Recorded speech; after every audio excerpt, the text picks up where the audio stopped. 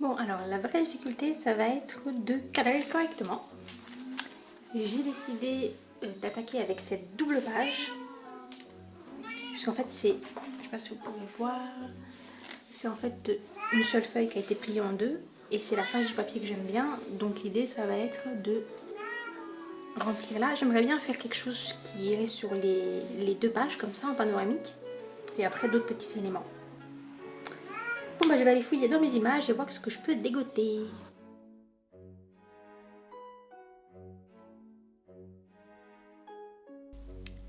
Bon, pour vous dire la vérité, ça fait 15 fois que je recommence l'enregistrement de cette vidéo parce que je ne sais pas pourquoi, le logiciel arrête pas de bugger. Je pense que c'est parce qu'il doit y avoir beaucoup de séquences et qu'en plus la vidéo elle est assez longue. Bref, j'espère que cette fois c'est la bonne parce que si à chaque fois je dois m'y reprendre à 50 fois, ça va pas être possible. Donc, cette première session sketchbook, je suis très contente de commencer cette nouvelle série. Vous aurez remarqué que je me filme en train de dessiner, chose que je fais pas en temps normal, mais bon, ce serait pas vraiment une session sketchbook si je faisais pas les dessins. En fait, j'aime pas me filmer quand je dessine parce que je suis obligée de faire attention à pas être devant la caméra, à pas trop me pencher, à garder le carnet suffisamment plat pour que ça se voit correctement à l'écran, mais du coup j'ai un effet de perspective. Enfin, vous voyez, c'est un peu gênant pour dessiner, alors que quand c'est pour peindre, comme il y a déjà les contours, bon bah voilà, c'est pas très grave si le carnet il est pas pile en face de moi ou que ma tablette à dessin elle est baissée quoi, c'est pas un problème. Mais pour dessiner, c'est pas pratique. En plus, il faut faire attention à être toujours bien dans le cadre de la caméra. Ma foi, je trouve que je m'en suis pas trop mal sortie, donc ça va. Je m'étais dit donc qu'on allait profiter de ces sketchbook sessions pour parler de différents sujets. J'ai pas tellement d'idées dans le sens où je sais pas trop de quoi vous voudriez qu'on parle, donc n'hésitez pas à me faire des suggestions s'il y a des sujets que vous voulez qu'on aborde. Je pense que c'est plus sympa de faire ça plutôt que de faire des vlogs où on me voit juste moi en train de parler, ça n'a aucun intérêt. Et vu que la vidéo est assez longue, je vais revenir seulement à la fin quand ce sera bien avancé sur les dessins, parce que là, comme c'est seulement en train d'être construit et que les traits sont assez légers, j'ai pas grand chose à dire, donc on verra ça plutôt à la fin. Je m'étais dit aujourd'hui que j'allais enfin parler des commentaires et des critiques qu'on laisse sur les réseaux, critiques qu'on fait ou qu'on reçoit, parce que ça fait un petit moment que je dis que je vais en parler. Et c'est vrai que ça a commencé ce débat quand j'avais quand j'avais fait une réflexion là-dessus dans un de mes vlogs où je disais que j'aimais pas quand les gens faisaient des critiques et que quand on savait pas dessiner, il fallait s'abstenir de donner son jugement. Ouais, bon, c'était peut-être un petit peu rude. Enfin, c'était un petit peu brut de décoffrage. Effectivement, c'est quand même beaucoup plus compliqué que ça. On peut développer un petit peu. Donc, n'hésitez pas après en commentaire à me dire si... là, je vais vous partager mon point de vue, mais à me dire après si vous êtes d'accord avec moi ou pas du tout, ou si peut-être vous avez une réflexion qui va plus loin, ou que, au contraire, vous n'aviez pas réfléchi à ce point. Enfin bon, voilà. On peut en discuter après ensemble. Donc, les commentaires. Alors... quand je parle des critiques, je sous-entends les critiques négatives, parce que bon, une critique ça peut être positif, mais on est d'accord que quand on laisse ou qu'on reçoit des messages pour nous dire que le dessin ils sont super jolis, il n'y a pas de souci a priori, c'est toujours très sympa d'en laisser, et je remercie d'ailleurs toutes les personnes qui le font, et c'est évidemment toujours très sympa d'en recevoir, donc bon, pas de débat là-dessus. Non, je veux plutôt parler effectivement du fait de laisser des critiques sur les autres. Étant entendu qu'une critique, et ça faut quand même pas l'oublier, une critique négative c'est quelque chose donc de négatif. C'est toujours quelque chose qu'on dit contre quelque chose ou contre quelqu'un. Donc voilà, c'est pas un compliment. Il faut pas s'étonner si la personne elle se vexe. On peut pas dire quelque chose de désagréable et après faire genre je ne comprends pas pourquoi la personne elle réagit mal. Il faut le garder dans un coin de son esprit parce que c'est facile de faire la critique mais c'est beaucoup moins facile de la recevoir. Et je crois qu'il y a beaucoup de gens qui, et je le vois dans la façon dont les gens laissent des commentaires, qui oublient ça, qui oublient deux points importants. Le premier, c'est que quand on laisse une critique à quelqu'un via un ordinateur, on n'est pas à côté de la personne. Donc la personne, elle n'entend pas notre intonation, elle voit pas notre visage. Donc des fois, quelque chose qu'on écrit sans le formuler de façon désagréable, une fois que c'est passé à travers le filtre de l'écran et que c'est là posé par l'écrit dans un commentaire, ça peut être perçu d'une manière beaucoup plus rude. Donc il faut faire attention à ça. Et sinon, il y a aussi le fait que, et ça je crois qu'il y a beaucoup de gens qui n'en ont pas conscience quand ils laissent des commentaires, quand vous laissez un commentaire, le commentaire il est public. C'est-à-dire que tout le monde va lire, tout le monde, ce commentaire désagréable qui consiste à dénigrer la personne, même si c'est fait sans mauvaise intention, hein, je parle pas d'être méchant ou quoi, mais même sans avoir de mauvaises intentions, il n'empêche que vous dites du mal du dessin en disant voilà, ça c'est pas très bien fait, telle chose c'est raté, ça t'aurais pu mieux faire, bon bref. Et ce commentaire, tout le monde va le lire. C'est quand même pas la même chose que quand vous êtes autour d'un café avec un ami avec qui en plus vous êtes intime, donc vous pouvez vous permettre d'avoir des propos négatifs en sachant très bien que ça va pas être mal pris. C'est quand même pas la même chose que de laisser un commentaire sur quelqu'un ou sur quelque chose que vous connaissez pas très bien et que tout le monde derrière va lire ce commentaire. Vous voyez, c'est assez humiliant quand même pour la personne qui reçoit ce commentaire négatif. Ça peut être aussi très blessant et ça peut être vexant. Donc pour toutes ces raisons-là, je pense qu'il faut vraiment faire attention à ce qu'on dit. Et avant de développer davantage, je voudrais évacuer tout de suite le sujet de ces personnes que, hélas, on croise tous, mais qui, fort heureusement, ne sont pas légion. C'est quand même une minorité de gens. Je veux parler de ce que j'appelle, moi, les langues de pute. Alors, les langues de pute, c'est comme ça que j'appelle ces personnes qui font des commentaires juste bêtes et méchants, qui en général, alors c'est facile, ils sont faciles à repérer, hein. C'est des gens qui font pas partie de votre communauté, donc c'est pas des gens qui commentent régulièrement vos dessins, et voilà, ils sortent de nulle part, ils laissent leurs commentaires plein de saloperies, puis hop, ils disparaissent. C'est toujours des anonymes, parce qu'en plus d'être méchants, ils sont lâches. Évidemment, leurs commentaires, ils sont toujours très mal formulés. Il ne s'agit pas d'avoir une critique constructive ou d'essayer d'être poli ou quoi que ce soit, non, hein, on s'embarrasse pas de ça. Et c'est toujours des gens qui font en sorte que vous ne puissiez pas vous en prendre à eux en retour. C'est-à-dire que par exemple, si c'est des gens qui sont sur YouTube, comme par hasard, ils font pas de vidéos. Si c'est des gens qui sont sur Instagram, comme par hasard, leur compte il est privé. Ou alors, ils utilisent la fonction anonyme de certains réseaux. Comme ça, vous pouvez pas cliquer et aller consulter leur compte. Vous voyez, ils aiment bien faire du mal, mais ils veulent surtout pas que vous puissiez riposter. Alors ces gens-là, malheureusement, tôt ou tard, on a affaire à eux. Et la seule chose intelligente à faire, c'est de les ignorer. Et par ignorer, je veux dire vraiment faire comme s'ils n'avaient pas laissé de commentaires. Évidemment, il ne faut pas répondre. Mais moi, je pousse jusqu'à ne même pas chercher à supprimer le commentaire, à moins vraiment qu'il soit injurieux. Mais je ne supprime même pas le commentaire parce que je veux pas lui donner la satisfaction d'avoir réagi. C'est ça qu'ils veulent, hein. Ce qu'ils veulent, c'est voir qu'ils ont réussi à vous faire du mal. C'est des gens, en fait, ils arrivent sur Internet, ils se défoulent. Et ça montre tout l'aspect négatif de leur personnalité. Ils utilisent ce petit pouvoir que leur donne Internet pour se lâcher complètement. Et c'est ça qu'ils veulent, c'est vous faire réagir. À partir du moment où ils voient que vous avez ne serait-ce que supprimé le commentaire, ils sont contents parce que ça veut dire qu'ils vous ont atteint, que ça vous a fait de la peine ou que ça vous a gêné. Et donc, eux, ils ont eu ce qu'ils voulaient. Donc même ça, je le fais pas. Je me dis, après tout, ils se tapent la honte tout seuls, hein, à étaler leur connerie et leur méchanceté. Moi, j'ai rien à me reprocher. Donc, si ça les amuse, grand bien à leur face. Je fais comme si le message n'était pas là. Donc voilà pour les langues de pute, on les met de côté. Moi je voudrais plutôt parler évidemment des gens comme vous et moi, c'est-à-dire des gens normaux à peu près, et qui laissent des critiques ou qui en reçoivent en tant qu'artiste. Moi, en ce qui me concerne personnellement, il n'y a que deux cas où je fais des commentaires. Soit j'ai quelque chose de gentil à dire, bon là a priori on le fait tous, hein, parce qu'on est des gens sympas. Soit la personne, elle a sollicité mon opinion, c'est-à-dire qu'elle a montré son dessin et qu'elle dit voilà mon dessin, qu'est-ce que vous en pensez, qu'est-ce que je devrais améliorer, n'hésitez pas à critiquer, etc. Là, ok, je peux me permettre des critiques négatives, mais bien évidemment, c'est pas parce que j'ai des choses désagréables à dire que je le fais de façon désagréable. Faut être poli, faut être gentil, et en plus, j'essaye de toujours trouver un point positif dans le dessin. C'est quand même rare qu'un dessin soit complètement pourri, il y a quand même toujours un truc plutôt bien. Donc j'essaye de... Oui, c'est pas parce que j'ai des choses négatives à dire que j'essaie pas de dire des choses positives en même temps. Donc voilà, soit j'ai quelque chose de gentil à dire, soit on m'a demandé mon opinion, soit je ferme ma bouche. Parce que quand on n'a rien de gentil à dire, eh ben on dit rien. Je crois qu'il y a beaucoup de gens qui devraient méditer là-dessus et garder ça dans un coin de leur esprit. Internet, comme je l'ai déjà dit et je le redirai, c'est très bien pour les gens qui sont timides, par exemple. Ça leur permet de pouvoir s'ouvrir un petit peu. Mais ce côté désinhibant des réseaux et d'Internet, cette distance que ça met, ça pousse aussi certaines personnes, même sans méchanceté aucune, hein, mais ça pousse pas mal de gens à se comporter différemment sur Internet qu'ils le feraient dans la vraie vie. Je ne m'inclus pas dans le lot parce que je pense être assez objective et je ne sais pas si c'est parce que j'ai grandi sans internet. En tout cas, je me comporte exactement de la même façon sur les réseaux que je le ferai dans la vraie vie. Je fais très attention à ce que je dis.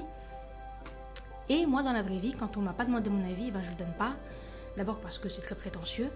Et ensuite parce que, vous savez, la personne, si, le mot le plus important de tout ce que j'ai dit là, c'est le mot solliciter.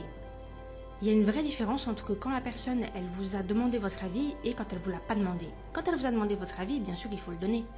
Enfin, vous faites ce que vous voulez, mais c'est mieux de le donner parce que c'est que la personne, elle en a besoin. Et en plus, vous savez qu'elle est dans un bon état d'esprit pour le recevoir. Vous voyez ce que je veux dire ? Elle s'attend à ce que les critiques, elles ne soient pas forcément positives. Sinon, elle ne demanderait pas l'avis des gens, hein, si elle était persuadée que son dessin était parfait. Donc là, c'est utile parce que non seulement, a priori, votre commentaire, il va vous essayer de dire des choses intelligentes et utiles, mais en plus, la personne, elle va être dans la bonne mentalité pour recevoir ce commentaire. Et si la personne, elle n'a pas sollicité votre opinion, en vérité, vous ne pouvez pas savoir comment elle va réagir. Peut-être que c'est quelqu'un qui est très sensible, ou peut-être que ça va juste la blesser, ou peut-être que le dessin, il lui plaît tel qu'il est, et que son niveau, il lui convient tel qu'il est, et qu'elle a juste envie de montrer ses dessins sans forcément avoir à subir de remarques. Parce que ce que je constate, c'est que sur Internet, il y a beaucoup de gens qui ont une vision un peu biaisée des choses et qui s'imaginent que le fait que quelqu'un montre son dessin, c'est une invitation implicite à toutes les personnes qui vont le voir de venir le critiquer. Sauf que non. Les gens ont le droit de montrer leur dessin, c'est leur droit le plus strict et ce n'est en aucun cas du coup une autorisation pour que tout un chacun puisse venir en dire du mal. Certainement pas. Et en essayant d'expliquer ça à certaines personnes qui n'avaient pas compris pourquoi leur critique était mal digérée, j'ai eu comme réponse quelque chose qui, assez souvent, j'ai eu comme réponse quelque chose qui m'a vraiment beaucoup choquée parce que je crois que c'est très révélateur de la mentalité de beaucoup de gens. Très souvent, on m'a répondu, si elle voulait pas qu'on critique son dessin, elle avait qu'à pas le montrer. Alors ça, je sais pas si vous vous rendez compte à quel point c'est grave de dire des choses comme ça parce que ça revient à dire que la personne a l'autorisation de montrer son dessin que à la condition que moi je puisse venir le critiquer. Je ne sais pas si vous vous rendez compte à quel point c'est grave comme façon de penser, parce que pour vous donner des exemples de la vie de tous les jours, pour illustrer mon propos, essayer de bien vous faire comprendre à quel point ça peut être choquant, c'est exactement la même chose que vous savez, ces pervers dégénérés, les harceleurs de rue, ceux qui sous prétexte que voilà, il fait beau, vous avez mis un débardeur, du coup ils se sentent obligés de faire une réflexion sur votre poitrine parce que voilà, c'est un peu décolleté, ou sous prétexte que vous avez mis une jupe, ils se donnent le droit de passer leurs mains en dessous pour essayer de vous toucher, et quand vous leur dites mais est-ce que tu te rends compte qu'il y a un gros problème dans ton comportement, ils vous disent mais si elle voulait pas qu'on parle de sa poitrine, elle avait qu'à pas mettre un décolleté. Si elle voulait pas qu'on touche ses jambes, elle avait qu'à pas mettre une jupe, sinon elle aurait mis un pantalon, c'est bien qu'elle voulait qu'on la touche. Vous voyez, c'est-à-dire qu'ils justifient leur attitude complètement malsaine et malvenue en rejetant la faute sur les autres. C'est elle a mis une jupe, donc automatiquement j'ai le droit d'aller passer ma main en dessous. Vous voyez la logique un peu tordue, et même en prenant un exemple un petit peu moins grave, vous voyez le matin quand vous vous habillez. Vous faites certains choix parce que c'est le style que vous voulez vous donner, parce que c'est vos goûts, vous avez choisi telle coupe de cheveux, vous avez choisi de vous maquiller de telle façon. Ce sont vos choix personnels et vous sortez dans la rue comme ça. Pour autant, ça ne donne pas le droit à chaque personne que vous allez croiser, même si c'est parce que vous êtes en public et que voilà, vous savez que les gens ils vont vous voir. Ça ne leur donne pas le droit de venir vous voir pour vous critiquer ou pour vous dire. Enfin, vous imaginez quelqu'un qui vient vous voir et qui vous dit bon écoute, ton style ça va, mais les couleurs ça te va pas trop, hein. Vous allez vous dire mais qu'est-ce que c'est que cette folle, vas-y laisse-moi tranquille, je t'ai rien demandé. Vous allez certainement pas lui répondre merci beaucoup pour ton opinion, hein. Heureusement que t'étais là parce que je m'en serais pas rendu compte toute seule, grâce à toi je vais pouvoir complètement changer. Mais non.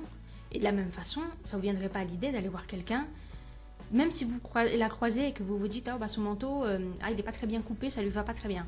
Vous allez pas aller la voir pour lui dire. Ça se fait pas. Vous savez faire la différence tout seul entre cette limite entre je pense, j'ai un avis et aller l'exprimer au principal intéressé. Vous savez vous arrêter, c'est ce qu'on appelle le savoir-vivre en communauté. Et normalement, dans la vraie vie, on applique ça parce que déjà, on fait preuve d'empathie, on sait que c'est désagréable et que ça se fait pas. Mais en plus, on se rend compte que sinon ce serait invivable. Vous imaginez si on passait son temps à se critiquer les uns les autres, on s'entre-déchirerait et puis ce serait invivable. Non, on établit tout seul ces espèces de petites règles. C'est pas illégal d'aller voir quelqu'un pour lui donner son avis sur sa tenue, mais on le fait pas. on fait ça avec ses proches peut-être, ok, mais on le fait pas, certainement pas avec des gens qu'on connaît pas, et puis on le fait pas si la personne elle nous a pas demandé notre avis. Et donc je pense que sur internet c'est exactement pareil, on peut pas dire j'ai le droit de dénigrer tel dessin parce que la personne l'a montré, donc c'est qu'automatiquement ça me donne le droit de le faire. Et c'est d'autant plus vrai que la plupart des gens se donnent comme justification que c'est pour aider la personne. Ah mais moi je dis ça c'est pour t'aider à t'améliorer. Ok, sauf que tu peux pas dire à quelqu'un je te fais ces remarques pour t'aider à t'améliorer, mais cela étant dit je m'en fous complètement de savoir si ça t'intéresse ou pas, et je me fous complètement de savoir si ça va te faire de la peine ou si tu vas bien le prendre. Non, te fous pas de moi. Quand tu dis quelque chose simplement pour dire du mal et que tu te moques éperdument de savoir comment je vais le prendre, c'est pour ça que ça m'énerve quand les gens me laissent quand ils me font des critiques, parce que moi je demande jamais l'opinion des gens sur mes dessins, en tout cas pas sur internet. Je le fais dans mon entourage proche, mais je le fais pas sur internet. Ça ne veut pas dire que j'ai pas le droit de montrer mes dessins, j'ai juste pas envie de les montrer pour qu'on me les critique. Alors évidemment, si c'est pour me dire quelque chose de gentil, là bien sûr je prends, je suis très reconnaissante et je remercie profondément toutes les personnes qui le font. Mais si c'est pour me dire quelque chose de désagréable, je comprends pas. En fait, moi ça me vient pas à l'idée. Je me dis il y a suffisamment de choses pénibles comme ça dans la vie pour pas qu'on vienne en rajouter en plus.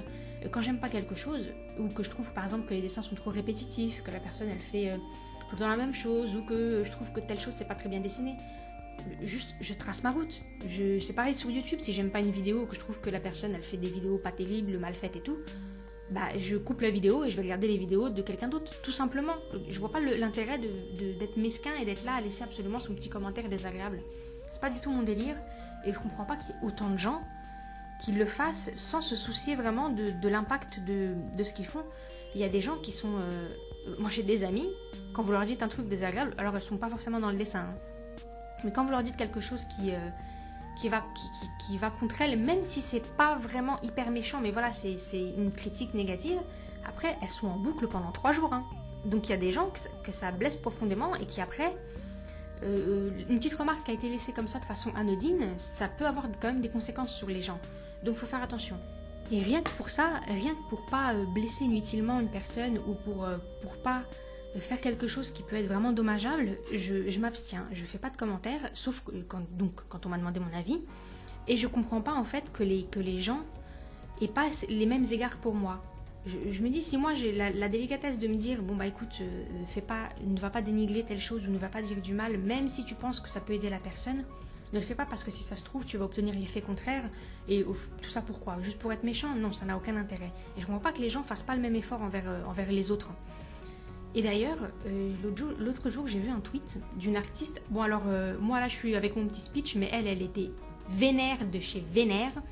C'était donc évidemment à propos des commentaires. Elle a poussé une grosse gueulante sur les commentaires qu'on lui laissait, parce qu'elle disait qu'elle était une artiste établie.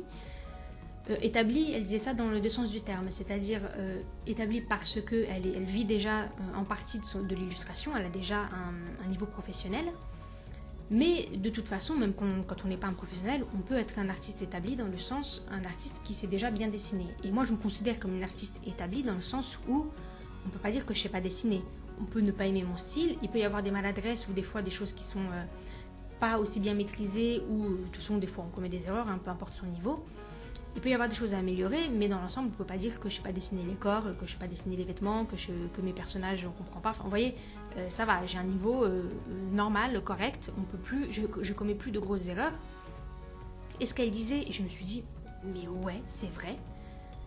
Ce qu'elle disait, c'est que on lui fait des critiques, mais comme il n'y a plus vraiment grand-chose de réel à critiquer, puisque donc elle sait déjà, elle connaît déjà toutes ses bases, et ben les gens, ils sont là, ils cherchent, ils chipotent, on dirait qu'ils scrutent le dessin pour trouver les petits détails, que vraiment, juste pour pouvoir laisser leurs petits commentaires désagréables. Et je me rends compte que j'ai repensé à tous les derniers commentaires qu'on m'a laissés, des derniers commentaires désagréables, enfin des critiques négatives qu'on m'a laissées, et je me rends compte que c'est exactement ça.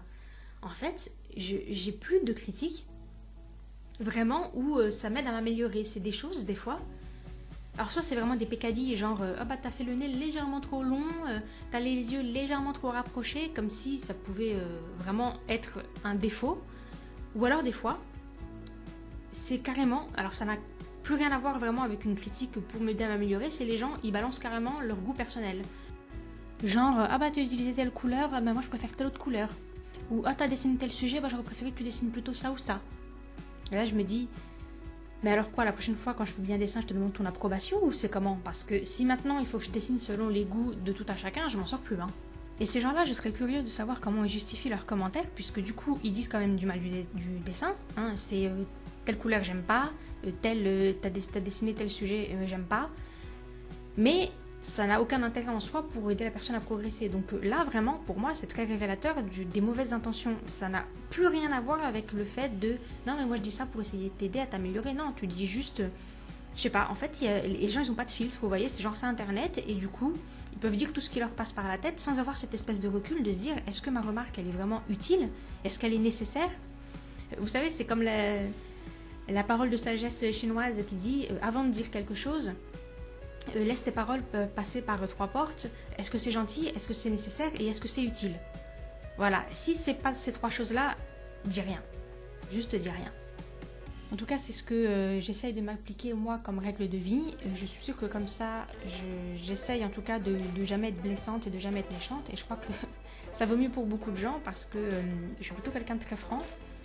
Et je crois que sur toutes les personnes qui se permettent de critiquer mes dessins, même quand je leur ai rien demandé, et qui sont là en train de chipoter sur des détails alors que le dessin il est très correct, je me dis, vu ton niveau en dessin, il vaut mieux pour toi que je te rende pas l'appareil parce que je te passerai l'envie de dessiner jusqu'à la fin de tes jours. Donc il faut faire attention, se critiquer pour critiquer, ça n'a aucun intérêt. Je crois sincèrement que quand on critique, il faut le faire à bon escient, c'est-à-dire, et en tout premier lieu, si la personne elle a demandé des critiques, sinon je crois pas qu'on peut se justifier en disant mais j'ai dit ça pour l'aider et après tout si ça la vexe et si ça sert à rien et si on m'avait rien demandé, bon tant pis, non ça marche pas. Et voilà, je donne pas mon opinion quand on me l'a pas demandé et j'attends des gens qui me donnent pas leur opinion et si je leur ai rien demandé, en tout cas quand c'est pour dire des choses négatives. Évidemment, quand c'est pour être gentil et encourageant, j'essaye de l'être et je remercie toutes les personnes qui le sont avec moi, ça c'est toujours bon à prendre. Et vous savez, je suis beaucoup de gens sur Internet, sur YouTube et même sur Instagram qui n'ont pas forcément un très bon niveau en dessin, mais c'est des personnes que je trouve vraiment agréables en fait. Et du coup, j'ai envie de les encourager. Je mets des likes, même si le dessin il n'est pas top, même si c'est pas grave, c'est pas la question. Parce que je trouve qu'ils ont une bonne mentalité, que c'est pour ces gens-là que vraiment on a envie d'aller sur Internet et qu'on se dit ça vaut vraiment la peine de subir parfois des comportements inadaptés, parce qu'à côté de ça, il y a vraiment des gens très sympas, très agréables. Et si ça peut leur donner un peu de fierté ou les encourager, que je laisse un commentaire ou que je mette un petit like de temps en temps, je le fais très volontiers, ça mange pas de pain et j'aurais apprécié. Je pense que si j'avais grandi avec les réseaux, j'aurais apprécié qu'on le fasse pour moi. Et en tout cas, ça peut peut-être compenser, à côté de ça, toutes les critiques qu'on n'avait pas réclamées et qu'on reçoit, et les fameuses langues de pute dont j'ai parlé au tout début de la vidéo. Hélas, les humains sont ainsi constitués qu'on a tendance à se focaliser sur ce qui est très négatif. Donc sur 10 commentaires, on n'en a qu'un qui est méchant et pourtant voilà, on bloque dessus. Donc n'hésitez pas à envoyer de l'amour et des pensées positives. On en a vraiment tous besoin. Bon voilà, j'ai dit tout ce que j'avais à dire, donc j'espère que ça vous a pas trop saoulé et que ça vous a donné matière à réflexion et qu'on pourra en discuter, pourquoi pas en commentaire. Maintenant, je vais quand même vous parler des dessins. Donc là, vous me voyez utiliser des tampons encreurs, j'adore ça. Simplement, dans mes illustrations finies, je sais jamais trop comment m'en servir. Et là, dans le carnet, du coup, j'ai pu un peu me lâcher, vous allez en voir un peu partout. Donc là, je suis assez contente. Sinon, au niveau des choix des dessins en eux-mêmes, je me suis pas cassé la tête, j'ai ouvert mon dossier. En fait, j'ai fait comme avec le carnet Sennelier. J'ai ouvert mon dossier avec mes images, les dernières images enregistrées. Pour l'essentiel, elles viennent de Pinterest. Et j'ai dessiné. Juste, j'ai fait attention à pas faire que des pages avec des animaux. Ou, par exemple, je voulais absolument faire un personnage en pied. Donc, c'est-à-dire qu'on voit des pieds à la tête. Et c'est la fille avec la robe. Surtout que c'est quelque chose que je fais pas très souvent. Et en petit, ça va, j'arrive à les dessiner. C'est quand je les dessine en très grand, là je bug parce que j'ai tendance à toujours, avec l'effet de perspective, à toujours les dessiner un petit peu tordu ou quoi. Donc voilà, j'essaye de m'entraîner et j'en ai fait un peu partout dans le carnet. J'essaye aussi beaucoup de travailler les poses. Là donc j'ai fait le chat, histoire de dire que j'avais fait un animal. Et j'ai fait la fille blonde. Et j'ai passé beaucoup de temps sur ses cheveux. Et là c'était histoire de travailler, de faire un dessin un petit peu plus travaillé que les autres qui sont un peu plus à l'état de sketch. Et puis le dessin qui est en haut avec les stores, c'était histoire de travailler un petit peu les effets de lumière, donc voilà. La seule chose que je regrette un petit peu dans mon travail, c'est que j'ai tendance à être très organisée et souvent je vois des sketchbooks sur Pinterest où ça a un côté un petit peu éclaté, les dessins ils se chevauchent, ça fait un peu fouillis mais en même temps c'est très spontané. Et bon moi ça je sais pas faire. Hein.